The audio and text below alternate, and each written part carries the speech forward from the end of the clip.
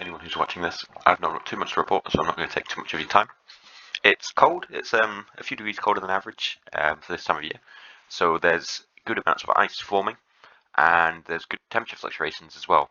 But the only thing that we haven't had is precipitation, and with this continental air mass that we've got coming from the southeast. Gonna be a bit more in the way of precipitation over the next few days, but nothing huge, nothing massive.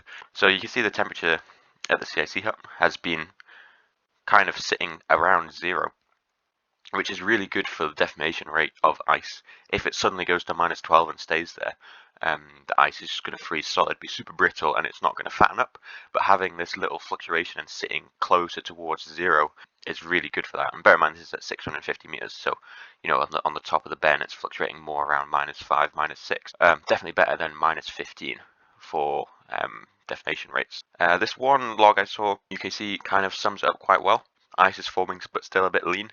I think it's going to just get better and better the longer you wait, and there isn't much in the way of changeable conditions, so it's kind of, we've got this same regime for the next week or so. So, the longer you wait it, the better the conditions are going to be. So Meggie's going to be a great place to go. There you go, Staghorn being very busy. I reckon Oodley's going to get a visit in the next few days. Some of the stuff in Glen Clover might be quite good as well. And then some other little icy stuff around that you can get a bit more adventurous with. But like I said, I'd give that a couple days just to fatten out. When Meggie's quite good, then the less reliable things might start coming into climbable condition. So in the way of precipitation, there is a little bit more coming, like I say, just off the eastern side as this low pressure around France spins up over tonight, and that's going to fall as snow to pretty much all elevations, and coming again off the easterly side. So the east coast will be getting drips and drops of that as it moves in, and then there'll be some remnants of fronts blowing in, but the high pressure is too dominant to bring any significant fall. So if I bring up this precipitation accumulation for the next few days, you can see it blowing in there from the east, spinning off that low pressure to the southeast of us. It's very, very marginal amounts of precipitation, but still enough to build rime, and that's going to sit on the turf, which is going to be mostly freezing as well.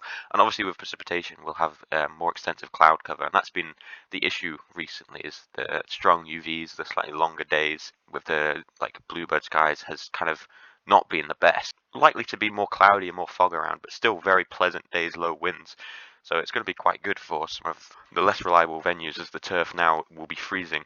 There's the front just squishing in on Friday to the west coast to bring some precipitation there as well.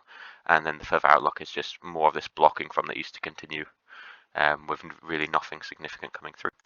I will bring your attention to what is happening next weekend though, as this high pressure builds and brings some incredibly cold conditions. If you see there, that will be snowfall to all elevations, potentially record breaking for temperatures if this actually does manage to pull off. This is straight from the North Pole, this air mass sitting incredibly close to us. So you can see it here with this -15 degree isotherm as it's creeping in on Sunday night into Monday, bringing the -10 across all of the UK, and it just kind of sits around and continues with the cold conditions, but just a notable spike in the temperatures on Monday being extremely cold. So very brittle ice would be found, and the roads would be in pretty treacherous conditions as well for Monday. You can see here the freezing level for Monday as well is just, absolutely nothing. But if we go over the next few days, you can see it's hovering around the 400 meters, which is quite good for formation of ice. There's this low pressure system's not getting through. The high pressure is just too dominating. So very, very cold, very icy conditions. But yeah, like I say, not much in the way of precipitation.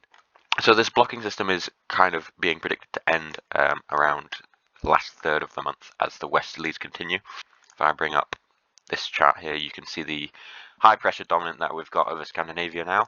It's just going to build in, so this is the even colder air mass that we've got potentially coming on Monday, and then it kind of loses to a bit of a westerly flow for the latter half of the month, and it's just building in again. Not much in the way of Atlantic storms forecast, just really cold conditions, but hopefully there should be a bit more rime, and basically the later in the week you give it, the better the conditions should be. So the takeaways are weather pretty much stay the same for the next 10 days really. Bits of precipitation here and there, but there should be more cloud cover as well over the next few days, so hopefully some rime should be about as well. Just note the wind direction should be easterly as well, so east facing crags will be the best. And we will now be having the turf frozen extensively, so that should sit on top of that to hopefully bring some really good conditions towards the end of the week. Just keep an eye on, what people are saying about the routes. The more popular routes are going to get really busy because we are in February now and people will want to get out. But sharpen your picks, sharpen your screws. It's ice season. But thank you very much for listening.